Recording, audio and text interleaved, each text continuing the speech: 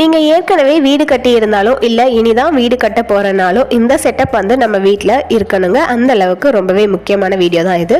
முதல்ல எல்லாருக்கும் வணக்கத்தை சொல்லிக்கிறேன். நம்ம சேனலை நிறைய பேர் சப்ஸ்கிரைப் பண்ணாமே பார்த்துட்ருக்கீங்க. சப்ஸ்கிரைப் பண்ணி வச்சுட்டு வீடியோ பாருங்கள். இது வந்து ஒரு மழைநீர் சேமிப்பு தொட்டி தாங்க. மழைநீரை சேமிப்பு பண்ணி நம்ம குடித நீருக்காக தான் யூஸ் பண்ண போகிறோம். இந்த குழாயில் பார்த்தீங்கன்னா லேயர் பை லேயராக கூழாங்கற்களையும் கரித்தொட்டி மணல் இது போல் நிரப்பி நம்ம ஆற்றில் எப்படி தண்ணி நேச்சுரலாக ஃபில்டர் ஆகி வருதோ அதே போலவே நம்ம மொட்டை மாடியிலிருந்து வரக்கூடிய தண்ணியையும் நேச்சுரலாக ஃபில்டர் பண்ணி தான் யூஸ் பண்ண போகிறோம். எங்கள் வீட்டில் இந்த மழைநீர் தொட்டி இருக்கான்னு கேட்டிங்கன்னா கண்டிப்பாக இல்லைங்க. இனிமேல் நாங்களும் கட்ட போகிறோம். உங்கள் கூடயும் ஷேர் பண்ணுறேன். நீங்களும் உங்கள் வீட்டில் இது போல் போட்டு வச்சுக்கோங்க. ரொம்பவே யூஸ்ஃபுல்லான வீடியோ, ஸ்கிப் பண்ணாமல் பாருங்கள். நம்ம மொட்டை மாடியிலேருந்து பெய்யக்கூடிய தண்ணீரை வந்து இது போல் குழாய்கள் வச்சு நம்ம சேகரிப்பு பண்ணுறோம். இந்த குழாய், இந்த நீளமாக இருக்கக்கூடிய குழாய்க்குள்ளே பார்த்தீங்கன்னா ஒரு லேயரில் வந்து நல்ல பெரிய பெரிய கையளவுக்கு இருக்கக்கூடிய கூழாங்கற்களை நிரப்பிக்கிறோம். அதுக்கு அடுத்த லேயரில் வந்து அதை விட சின்ன சைஸ், அதில் பாதி அளவு இருக்கக்கூடிய கூழாங்கற்களை நிரப்பிக்கிறோம். அதுக்கு அடுத்த சைஸில் இருக்கக்கூடிய, அதாவது சின்ன சின்னதாக இருக்கக்கூடிய கோலிக்குண்டு சைஸில் இருக்கக்கூடிய கூழாங்கற்களை ஒரு லேயராக நிரப்பிக்கிறோம். இது எல்லாமே பாதி குழாய் அளவுக்கு.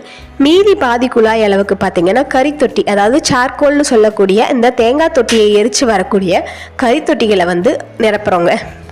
அந்த கரித்தொட்டி கிடைக்கிறது தான் ரொம்பவே கஷ்டமாயிருச்சு. அது வாங்குறதுக்குள்ளே போதும்னு ஆயிடுச்சு. ஏன்னா அது அந்தளவுக்கு இப்போ கிடைக்கிறது இல்லை மார்க்கெட்டில். கரித்தொட்டி போட்டால் பொல்யூஷன் ஆகுதுன்னு யாருமே போடுறதுக்கும் அலோவ் பண்ணுறது இல்லைங்க. அந்த கரித்தொட்டிக்கு மேலே இருக்கக்கூடிய லேயரில் நம்ம மணல் சலிச்சதுக்கப்புறமா நிற்கும் இல்லைங்களா, அந்த சின்ன சின்ன உருண்டையாக இருக்கக்கூடிய மணல் கற்கள், அந்த கற்களை வந்து ஒரு லேயராக நிரப்பிக்கிறோம்.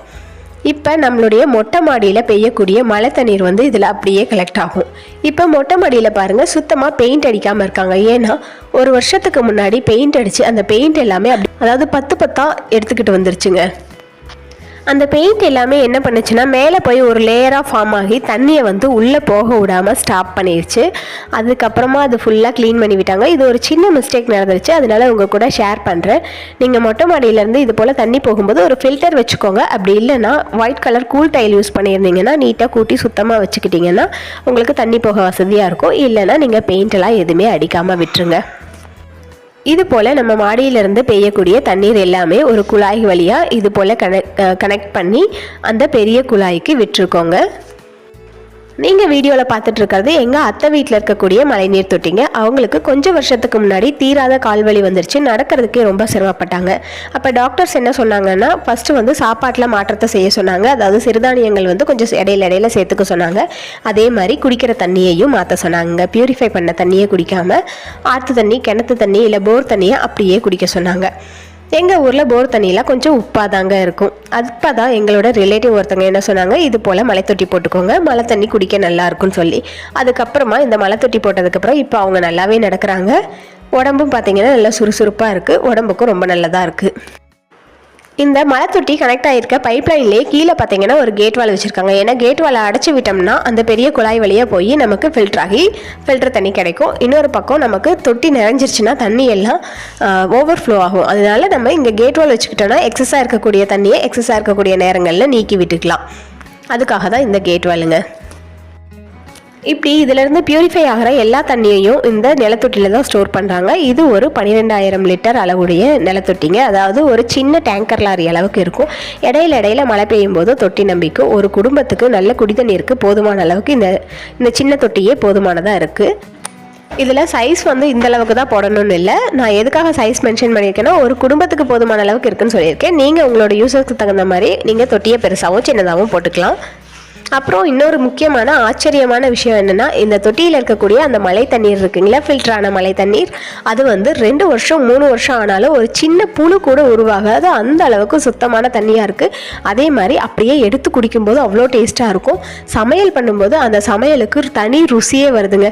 இந்த சில இன்டர்வியூலலாம் பார்த்துருப்பீங்க, நான் இந்த ஆற்று தண்ணி ஊற்றி சமையல் பண்ணால் நல்ல சமையல் வரும்னு. அதே மாதிரி மழை தண்ணியில் சமைக்கும்போது அந்த உணவு ரொம்பவே டேஸ்ட்டாக இருக்குங்க. இங்கே ஒரு சின்னதாக மோட்டார் வச்சுருக்காங்க. வெளியில் நம்ம மோட்டார் மூலமாக டக்குன்னு நம்ம சுவிட்சை ஆன் பண்ண உடனேவே அண்டா நம்பிடுங்க. அந்தளவுக்கு ஸ்பீடாக ஓடும். இதில் எதுக்காக துணி கட்டி விட்டுருக்காங்கன்னா, குழவிலாம் போய் உள்ளே கூடு வச்சிருது. அதுக்காக இந்த மாதிரி துணியை கட்டி விட்டுருப்பாங்க. நமக்கு தேவையான தண்ணியை மட்டும் எடுத்துக்கலாம். ஒரு டெய்லியும் நாங்கள் ஒரு 2 அண்டா பிடிப்போமா குடிக்கிறதுக்கு, அவ்வளோதாங்க. நான் இந்த வீடியோவில் சொன்ன இன்ஃபர்மேஷன் வந்து உங்களுக்கு புதுசாக இருக்குது அப்படின்னா கமெண்ட்டில் நியூன்னு கமெண்ட் பண்ணுங்கள். நம்ம வீடியோவுக்கு ஒரு லைக்கும் பண்ணிடுங்க. உங்கள் ஃப்ரெண்ட்ஸ் அண்ட் ஃபேமிலிக்கும் ஷேர் பண்ணி விடுங்க. ஏன்னா இதை பற்றின நியூஸை நாங்கள் கேள்விப்படும் போது எங்களுக்கும் புதுசாக தான் இருந்தது. நாங்களும் கூடிய சீக்கிரமே இந்த தொட்டி போட்டுருவோம். அப்போ நான் உங்களுக்கு வீடியோவில் அப்லோட் பண்ணுறேன். நீங்களும் மறக்காமல் இந்த தொட்டி போட்டுருங்க. நெக்ஸ்ட் என்ன வீடியோ வேணும்னு மறக்காமல் கமெண்ட் பண்ணுங்கள். ஒரு சூப்பரான வீடியோவோட பார்க்கலாம். நெக்ஸ்ட் வீடியோவில் பார்க்கலாம். Tata, bye bye.